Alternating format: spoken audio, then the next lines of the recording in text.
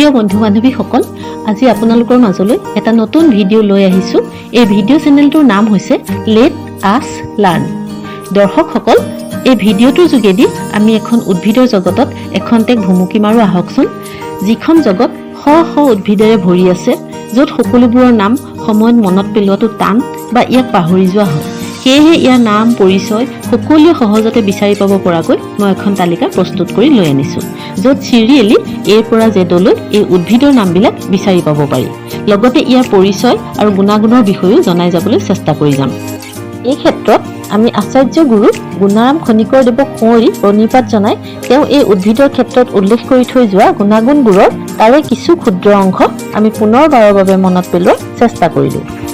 এতিয়া আমি এই এলফাবেটৰ কেইজোপামান গছৰ নাম উল্লেখ কৰিলোঁ।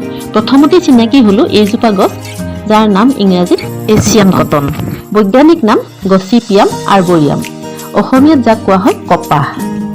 পৰিচয়ত কওঁ, ই একবৰ্ষী জোপোহা গছ, 3 মিটাৰ পৰ্যন্ত ওখ হয়, পাতৰ ঠাৰি যথেষ্ট দীঘল, পাতবিলাক 4 পৰা 7লৈকে খলপা থাকে, ফুল বগা আৰু গুলপীয়া, ডালত সৰু সৰু ৰঙচুৱা নোম আছে, ফুলৰ পাহিৰ সংখ্যা 5, ফল গোলাকাৰ আহযুক্ত, বীজ কলা বৰণৰ।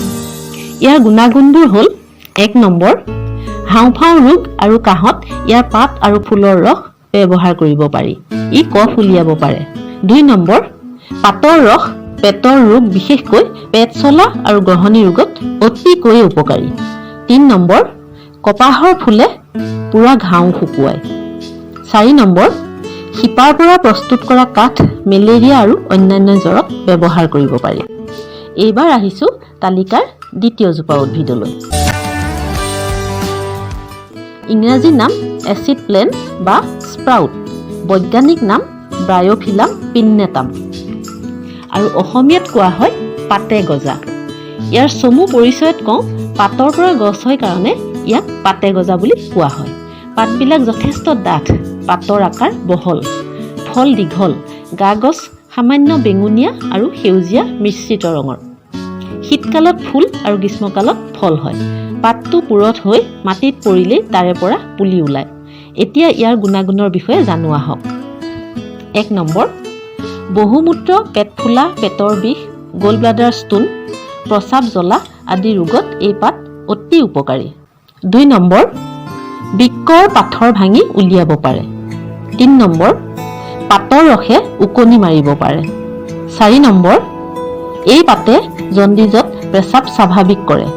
5 নম্বৰ, এই পাত প্ৰস্ৰাৱ জ্বলা পোৰা, প্ৰস্ৰাৱ টুপটুপকৈ পৰা, মূত্ৰাঘাত, যকৃত ৰোগ, অৰ্শ ৰোগ নাশক। এইবাৰ আহক তৃতীয়জোপা গছলৈ। যিজোপা গছৰ নাম ইংৰাজীত এলো, বৈজ্ঞানিক নাম এল'ভেৰা, অসমীয়াত কোৱা হয় ছালকুঁৱৰী। ছালকুঁৱৰী হৈছে কেকটাছ জাতীয় উদ্ভিদ।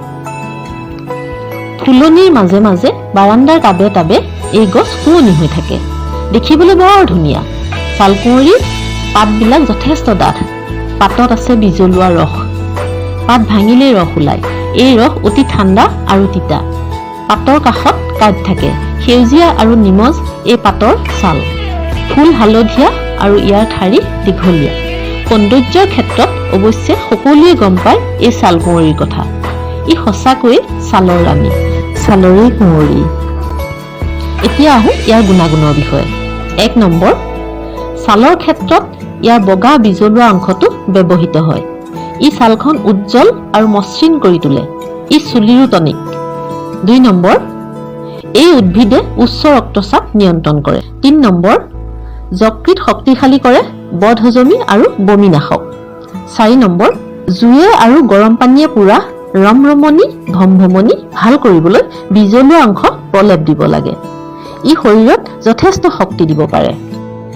দৰ্শকসকল, এই তালিকাত আৰু বহুতো উদ্ভিদৰ নাম আছে। সেই উদ্ভিদবিলাকৰ নাম পৰিচয় আমি একেবাৰে শেষৰ ভিডিঅ'ৰ পাছত পুনৰ আলোচনা কৰিম, চাবলৈ নাপাহৰিব। বন্ধু বান্ধৱীসকল, ভিডিঅ'টো চাই কেনে লাগিল বাৰু? চাই যদি ভাল পালে এটা লাইক কৰি কমেণ্ট কৰিব, কিয়নো আপোনালোকৰ লাইক আৰু কমেণ্টেহে মোক আগলৈ ভিডিঅ' বনাই যোৱাত উৎসাহিত কৰিব। লগতে আপুনি আপোনাৰ বন্ধু বান্ধৱীসকলৰ লগত শ্বেয়াৰ কৰি তেওঁলোককো উপকৃত কৰিব বুলি আশা কৰিলোঁ। অনুগ্ৰহ কৰি চেনেলটো ছাবস্ক্ৰাইব কৰিব আৰু নেক্সট ভিডিঅ'টো এবাৰ চাবলৈ নাপাহৰিব। আজিলৈ নমস্কাৰ।